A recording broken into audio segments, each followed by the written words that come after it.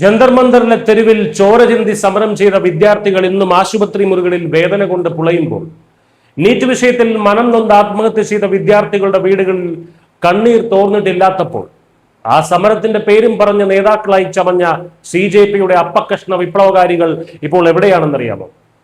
തലസ്ഥാനത്തെ പഞ്ചനക്ഷത്ര AC ഹോട്ടലുകളിലെ അടച്ചിട്ട മുറികളിൽ ചില്ല് ഗ്ലാസുകൾ കൂട്ടിമുട്ടിച്ച് CJP സ്ഥാപകൻ അഭിജിത് ദിബ്കെ, വക്താക്കളായിട്ടുള്ള സൗരവ് ദാസ്, അശുതോഷ് റാങ്ക് തുടങ്ങിയവർ തങ്ങളുടെ വിജയാഘോഷം പൊടിപൊടിക്കുകയാണ്. വിദ്യാർത്ഥികളുടെ ശവപ്പറമ്പിലാണോ നിങ്ങളുടെ ഈ ആഘോഷം എന്ന BJP വക്താവ് ഷഹസാദ് പൂനാവാലയുടെ ചോദ്യം CJPയുടെ കാപ്പട്യത്തിന്റെ മുഖത്തേക്കുള്ള കൃത്യമായിട്ടുള്ള പ്രഹരമാണ്.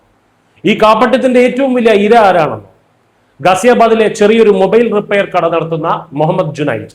ജന്തർ മന്ദറിൽ വെയിലും മഴയും ഏറ്റുകിടന്ന CJP വോളണ്ടിയർമാർക്ക് നീണ്ട 35 ദിവസമാണ് ജുനൈദ് സമോസയും ബിരിയാണിയും കുടിവെള്ളവും എത്തിച്ചു നൽകിയത്. എന്നാൽ AC മുറിയിൽ പാർട്ടി നടത്തിയ പാറ്റാ തലവന്മാർ അന്നം തന്ന ജുനൈദിനെ കരുവേപ്പല പോലെ വലിച്ചെറിഞ്ഞു. ജുനൈദിനെ UP പോലീസ് ചോദ്യം ചെയ്തതിന് വേട്ടയാടൽ എന്ന് ചിത്രീകരിച്ച് സോഷ്യൽ മീഡിയയിലൂടെ ഇരവാദമിറക്കാൻ പാറ്റകൾ മറന്നില്ലെങ്കിലും ആ വഴിയിലൂടെ അവർ പോയതേയില്ല. അതെന്തുകൊണ്ടാണ്? ഗാസിയാബാദിലെ ഒരു സാധാരണ മൊബൈൽ റിപ്പയർ കടക്കാരന് ആഴ്ചകളോളം ലക്ഷക്കണക്കിന് രൂപയുടെ ബിരിയാണിയും സദ്യയും വിതരണം ചെയ്യാൻ എവിടെ നിന്ന് പണം ലഭിച്ചു?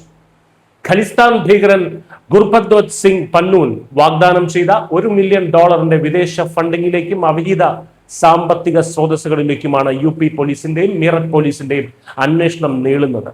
ജുനൈദിന്റെ വീട് റെയ്ഡ് ചെയ്യുകയും സാമ്പത്തിക രേഖകൾ പിടിച്ചെടുക്കുകയും ചെയ്തപ്പോൾ സഹായിക്കാൻ പോകാതെ AC ഹോട്ടലിലിരുന്ന് വെറുമൊരു സോഷ്യൽ മീഡിയ പോസ്റ്റിട്ട് ഇരവാദം മുഴക്കി CJP നേതാക്കൾ തടിയൂരി. അപ്പോൾ ഇവർക്ക് നേരത്തെ അറിയാമായിരുന്നു ജുനൈദിന് എവിടെ നിന്നാണ് പണം വരുന്നതെന്ന്. അതുകൊണ്ടാണോ സഹായിക്കാൻ പോകാത്തത്? ചോദ്യങ്ങൾ ബാക്കിയാവുകയാണ്. കാര്യങ്ങൾ ഇവിടെയും തീരുന്നില്ല. ജന്തർ മന്ദറിൽ നടന്നത് ഒരു ഓർഗാനിക് വിദ്യാർത്ഥി പ്രസ്ഥാനമേ അല്ല, അല്ലെങ്കിൽ ഒരു പ്രക്ഷോഭമേ അല്ല എന്നുള്ള കാര്യം റിപ്പോർട്ടുകൾ നേരത്തെ തന്നെ വ്യക്തമാക്കിയിരുന്നു. വെറും 2 മാസം കൊണ്ട് ദശലക്ഷക്കണക്കിന് ഫോളോവേഴ്സിനെ ഉണ്ടാക്കിയ CJPയുടെ 49% പിന്തുണക്കാരും പാകിസ്ഥാനിൽ നിന്നാണ്, 14% ബംഗ്ലാദേശിൽ നിന്നും, 14% അമേരിക്കയിൽ നിന്നും, ഇന്ത്യയിൽ നിന്നുള്ളത് വെറും 9% മാത്രമാണ്.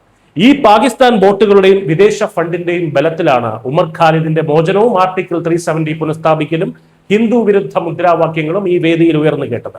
എന്നാൽ ഇപ്പോൾ കാര്യങ്ങൾ കുറച്ചുകൂടി വ്യക്തത വന്നിരിക്കുകയാണ്. ഇന്ത്യയുടെ ആഭ്യന്തര കാര്യങ്ങളിൽ എപ്പോഴും വിഷം കലക്കാൻ കാത്തിരിക്കുന്ന സ്വീഡിഷ് ആക്ടിവിസ്റ്റ് ഗ്രേറ്റ തുൻബർഗ് ഒടുവിൽ CJP സമരത്തിന് പിന്തുണയുമായി എത്തിയിരിക്കുന്നു. അമേരിക്കയിൽ നിന്ന് വന്ന മുൻ ആപ്പ് വോളണ്ടിയർ അഭിജിത് ദിബ്കെ പോലുള്ളവർ വിദേശത്തെ റജീം ചേഞ്ച് മാതൃകകൾ കടമെടുത്ത് നടത്തിയ ഗൂഢാലോചനയാണ് ഇത് എന്നൊരു സംശയം ബലപ്പെടുകയാണ്. സമരത്തിനിടെ മാധ്യമപ്രവർത്തകരെ ആക്രമിച്ചതും വനിതാ മാധ്യമ പ്രവർത്തകരെ ഉപദ്രവിച്ച് ക്യാമറകൾ തകർത്തതുമെല്ലാം ഈ അക്രമ സ്വഭാവമുള്ള ടൂൾ കിറ്റ് നാടകത്തിന്റെ ഭാഗമായിരുന്നു എന്ന് വേണം കരുതാൻ. യഥാർത്ഥത്തിൽ പരീക്ഷാ പരിഷ്കരണമായിരുന്നു ലക്ഷ്യമെങ്കിൽ ഇവർ സമരം എന്നേ അവസാനിപ്പിക്കേണ്ടതായിരുന്നു. നീറ്റ് പ്രതിസന്ധിയിൽ അതിവേഗം ഇടപെട്ട കേന്ദ്ര സർക്കാർ കുറ്റക്കാർക്ക് 10 വർഷം തടവും 10 കോടി രൂപ പിഴയും ഉറപ്പാക്കുന്ന കർശന നിയമം പാസാക്കുകയും CBI മുഖ്യ സൂത്രധാരനെ അറസ്റ്റ് ചെയ്യുകയും പുതിയ പരീക്ഷ നടത്തുകയും ചെയ്തു.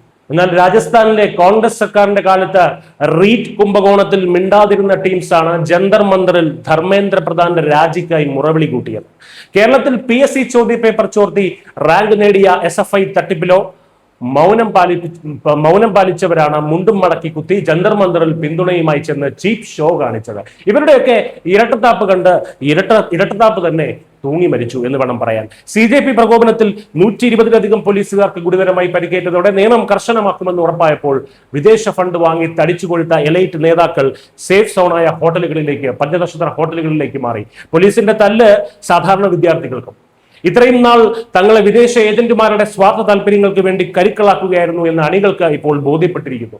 ആവശ്യം കഴിഞ്ഞാൽ വലിച്ചെറിയുന്ന എലൈറ്റ് നേതാക്കളുടെ ഈ യൂസ് ആൻഡ് ത്രോ സംസ്കാരത്തിനെതിരെ വഞ്ചിക്കപ്പെട്ട CJPയുടെ സ്വന്തം അണികൾ തന്നെയാണ് ഇപ്പോൾ പരസ്യമായി രംഗത്ത് വന്നിരിക്കുന്നത്. വിദേശ ടൂൾ കിറ്റ് ഏജന്റുമാരുടെ മുഖം മൂടി അഴിഞ്ഞു വീഴുമ്പോൾ CJPക്കുള്ളിലെ ഈ വമ്പൻ തമ്മിലടി അവരുടെ സമ്പൂർണ്ണ തകർച്ചയുടെ തുടക്കം മാത്രമാണ്. News desk Malayalam.